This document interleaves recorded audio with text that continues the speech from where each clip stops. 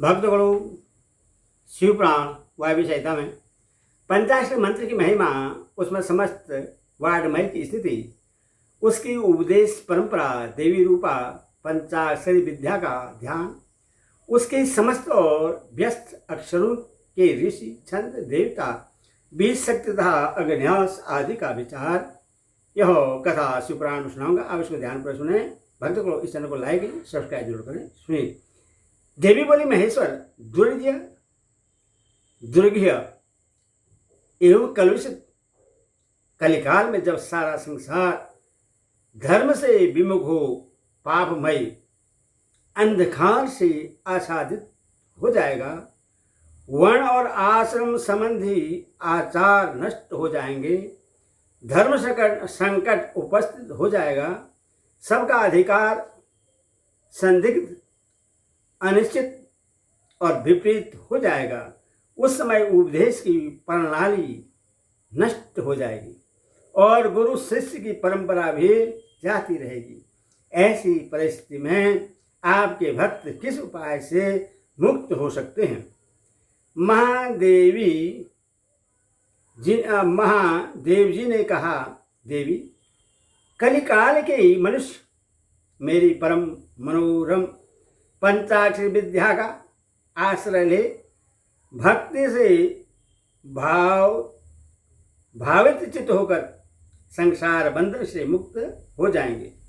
जो अकथनीय और अचिंतनीय है, उन मानसिक, वाचिक, शारीरिक दोषों से जो दूषित, कृतघ्न, निर्दयी, छली, लोभी और कुटिल चित्त हैं, वे मनुष्य भी यदि मुझ में मन लगाकर मेरी पंचाक्षरी विद्या का जप करेंगे, उनके लिए वह विद्या ही संसार भय से टालने वाली होगी। देवी, मैंने बारंबार प्रतिज्ञापूर्वक यह बात कही है कि भूतल पर मेरा पतित हुआ भक्त भी इस पंचाक्षरी विद्या के द्वारा बंधन से मुक्त हो जाता है। देवी बोली, यदि मनुष्य पतित होकर सर्वदा कर्म करने के योग्य न रह जाए तो उसके द्वारा किया गया कर्म नरक की ही प्राप्ति कराने वाला होता है। ऐसी दशा में पतित मानव इस विद्या द्वारा कैसे मुक्त हो सकता है? महादेव जी ने कहा, सुंदरी, तुमने यह बहुत ठीक बात पूछी है। अब इसका उत्तर सुनो। पहले मैंने इस विषय को गोपनीय समझकर अब तक प्रकट नहीं किया था। यदि पतित मनुष्य मोहबस अन्य मंत्रों के उच्चारण पूर्वक मेरा पूजन करे तो वह निसंदेह नरकगामी हो सकता है, किंतु पंचाक्षर मंत्र के लिए ऐसा प्रतिबंध नहीं है। जो केवल जल पीकर और हवा खाकर तप करते हैं तथा दूसरे लोग जो नाना प्रकार के व्रतों द्वारा अपने शरीर को सुखाते हैं, उन्हें इन व्रतों द्वारा मेरे लोक की प्राप्ति नहीं होती, परंतु जो भक्तिपूर्वक पंचाक्षर मंत्र से ही एक बार मेरा पूजन कर लेता है, वह भी इस मंत्र के ही प्रताप से मेरे धाम में पहुंच जाता है। इसीलिए तप, यज्ञ, व्रत और नियम पंचाक्षर द्वारा मेरे पूजन की करोड़वीं कला के समान भी नहीं है। कोई बद्ध हो या मुक्त, जो पंचाक्षर मंत्र के द्वारा मेरा पूजन करता है, वह अवश्य ही संसार पास से छुटकारा पा जाता है। देवी, ईशान आदि 5 ब्रह्मा जिनके अंग हैं, उस सर या पंचाक्षर मंत्र के द्वारा जो भक्ति भाव से मेरा पूजन करता है, वह मुक्त हो जाता है। कोई पतित हो या अपतित, वह इस पंचाक्षर मंत्र के द्वारा मेरा पूजन करे। मेरा भक्त पंचाक्षर मंत्र का उपदेश गुरु से ले चुका हो या नहीं, वह क्रोध को जीतकर इस मंत्र के द्वारा मेरी पूजा क्या करे। जिसने मंत्र की दीक्षा नहीं ली है, उसकी अपेक्षा दीक्षा देने वाला पुरुष कोटि कोटि गुणा अधिक माना गया है। अतः देवी, दीक्षा लेकर ही इस मंत्र से मेरा पूजन करना चाहिए। जो इस मंत्र की दीक्षा लेकर मैत्री, मुदिता, करुणा, उपेक्षा आदि गुणों से युक्त तथा ब्रह्मचर्य परायण हो भक्ति भाव से मेरा पूजन करता है, वह मेरी समता प्राप्त कर लेता है। इस विषय में अधिक कहने से क्या लाभ। मेरे पंचाक्षर मंत्र में सभी भक्तों का अधिकार है, इसीलिए वह श्रेष्ठतर मंत्र है। पंचाक्षर के प्रभाव से ही लोक, वेद, महर्षि, सनातन धर्म, देवता तथा यह संपूर्ण जगत टिके हुए हैं।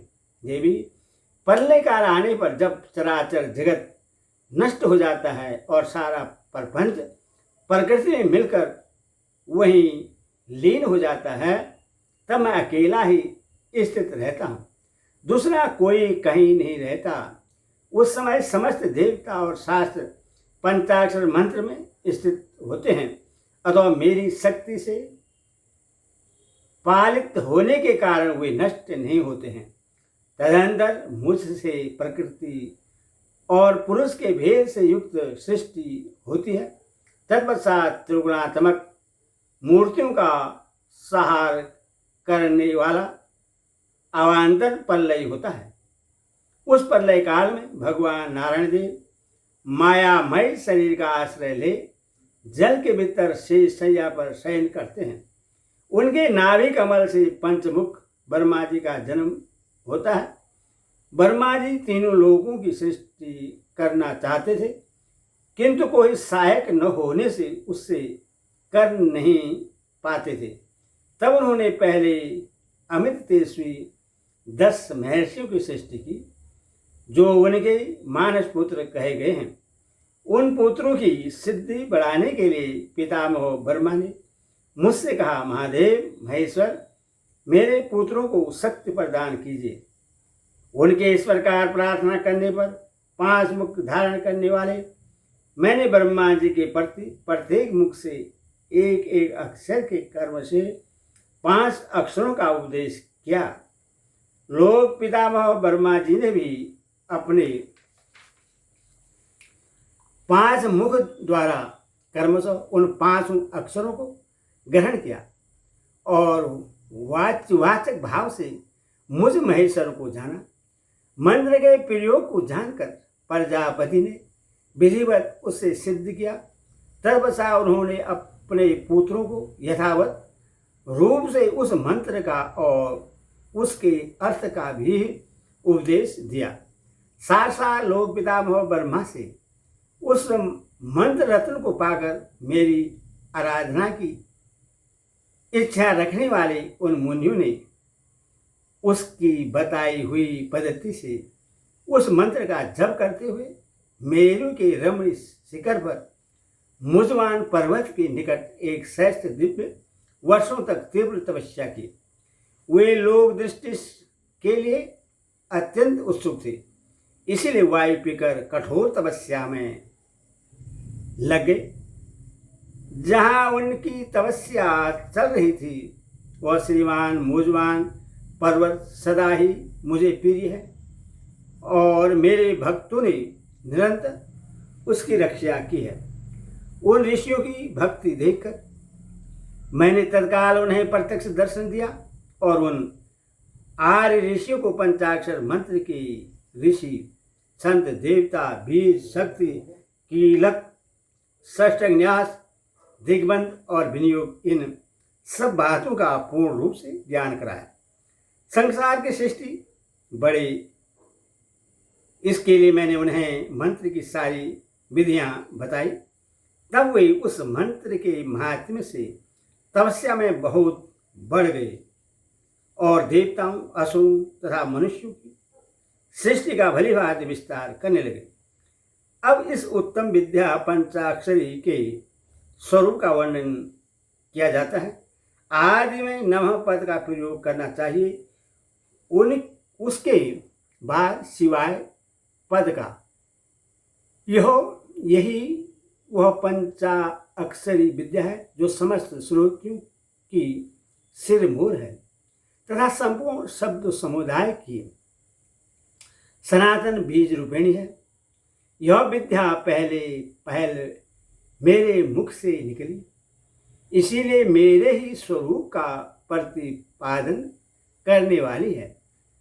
इसका एक देवी के रूप में ध्यान करना चाहिए। इस देवी की अंकांति तपाए हुए सुवर्ण के समान है।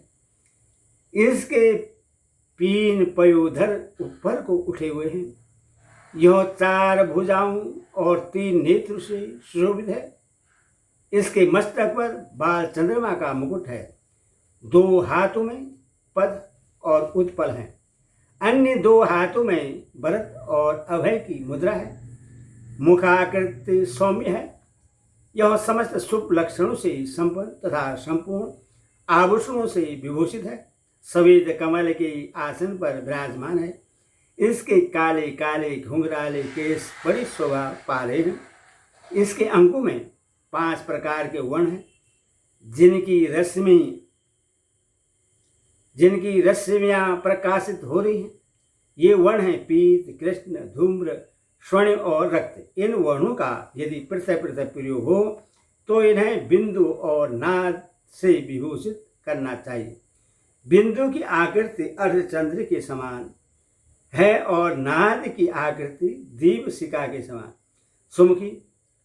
यो तो इस मंत्र के सभी अक्षर बीज रूप हैं, तथापि उनमें दूसरे अक्षर को इस मंत्र का बीज समझना चाहिए।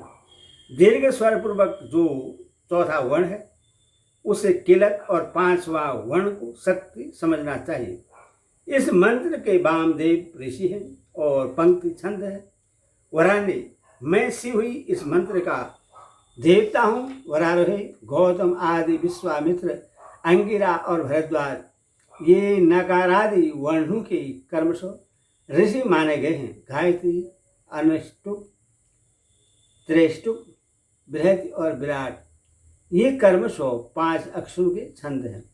इंद्र, रुद्र, विष्णु, ब्रह्मा और स्कंद ये कर्मश उन अक्षरों के देवता हैं। वराने मेरे पूर्व आदि 4 दिशाओं के तथा ऊपर के 5 मुख इन नगरादि अक्षरों के कर्मश स्थान है। पंचाक्षर मंत्र का पहला अक्षर उदात है, दूसरा और चौथा भी उदात ही है, 5वां स्वरित है और तीसरा अक्षर अनुदात माना गया है। इस पंचाक्षर मंत्र के मूल विद्या शिव, सूत्र तथा पंचाक्षर नाम जाने। शिव संबंधी बीज परवण मेरा विशाल हृदय है। नकार सिर कहा गया है, मकार शिखा है, सी क्वच है, वह नेत्र है और यकार अस्त्र है। इन वर्णों के अंत में अंगों के चतुर्थ रूप के साथ कर्मश नमः, स्वाहा, वष्ट, हूम, होस्ट और फट जोड़ने से अंगन्यास होता है। देवी थोड़े से भेद के साथ यह तुम्हारा भी मूल मंत्र है। उस पंचाक्षर मंत्र में जो 5वां वर्ण यह है उससे 12वें स्वर्ग से विभूषित किया जाता है। अर्थात नमः शिवाय के स्थान में नमः शिवाय कहने से यह देवी का मूल मंत्र हो जाता है। अतः साधक को चाहिए कि वह इस मंत्र से मन, वाणी और शरीर के भेद से हम दोनों का पूजन, जप और होम आदि करें। मन आदि के भेद से यह पूजन 3 प्रकार का होता है, मानसिक, वाचिक, शारीरिक। देवी जिसकी जैसी समझ हो, जिसे जितना समय मिल सके, जिसकी जैसी बुद्धि, शक्ति, संपत्ति, उत्साह और योग्यता और प्रीति हो, उसके अनुसार वह शास्त्र विधि से जब कभी, जहाँ कहीं अथवा जिस किसी भी साधन द्वारा मेरी पूजा कर सकता है, उसकी की हुई वह पूजा उससे अवश्य मोक्ष की प्राप्ति करा देगी। सुंदरी, मुझ में मन लगाकर जो कुछ कर्म या विहुत कर्म से किया हो वह कल्याणकारी तथा मुझे प्रिय होता है। तथापि जो मेरे भक्त हैं और कर्म करने में अत्यंत विवश असमर्थ नहीं हो गए हैं, उनके लिए सब शास्त्रों में मैंने ही नियम बनाया है। उस नियम का उन्हें पालन करना चाहिए। अब मैं पहले मंत्र की दीक्षा लेने का शुभ विधान बता रहा हूँ, जिसके बिना मंत्र जप निष्फल होता है और जिसके होने से जप कर्म अवश्य सफल होता है। ओम नमः शिवाय, ओम नमः शिवाय।